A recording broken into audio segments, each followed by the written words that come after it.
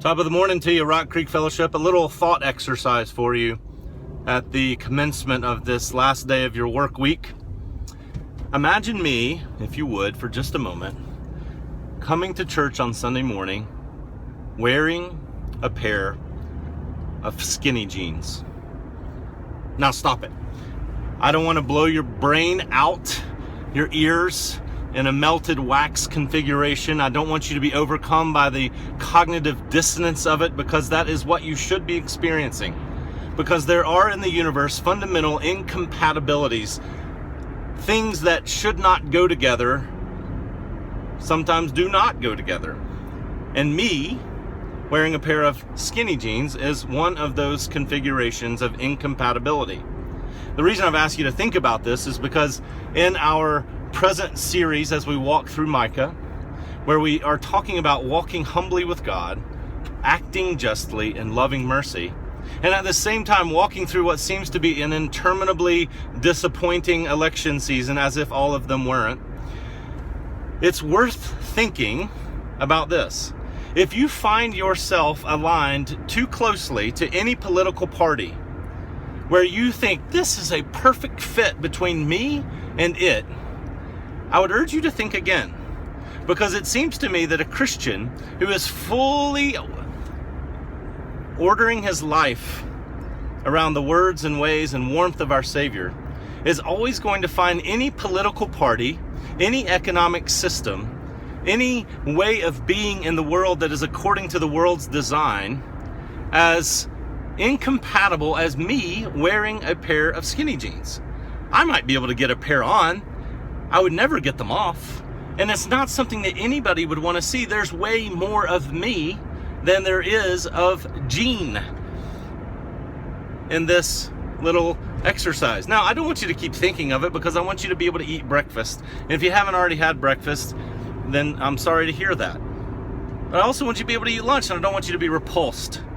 But we should find that we have more to offer to the world as we embrace Christianity than is contained in our present political system. And if we find ourselves aligning too tightly, then something is probably askew. That's why Pete Scazzaro has said, as I've mentioned to you before, often we have Jesus in our hearts, but we have grandpa in our bones.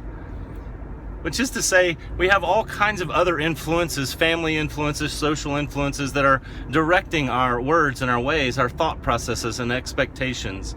And part of what we're trying to do Sunday by Sunday and day by day, as we read the scriptures, as we attend to the means of grace, as we submit ourselves over and over again to Jesus, is to say, how can we walk humbly with our God?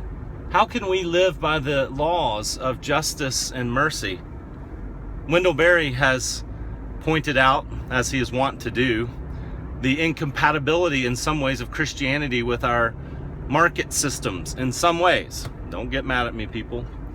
But he says rats and roaches live by competition under the laws of supply and demand. But human beings are privileged to live under the laws of justice and mercy. Rats and roaches live by competition under the laws of supply and demand. Somebody has to win, somebody has to lose. Human beings, he says, are privileged to live under the laws of justice and mercy. And as Christians, we are the people who are to depict this to the world, that there is another way of being, because we have met up with the mercy of God in Jesus Christ, who has borne God's justice on the cross for us. And God cares about justice, says Abraham Heschel, not because of its abstract pristineness, but because he cares about people.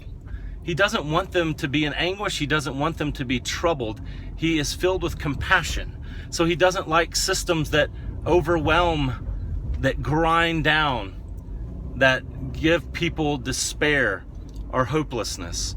And we're the people who adopt those concerns in the world. The other day, and I close with this, a man in the congregation asked me, one of my friends and co-elders said, "How's your back doing?" Because he knew I had wrenched it on Saturday, and you might have noticed this on Sunday as I was walking gingerly. He said, "The other night at prayer, my son was praying for you. And he prayed, 'Lord, help Pastor Eric's back to feel better and help him not to be so hot all the time.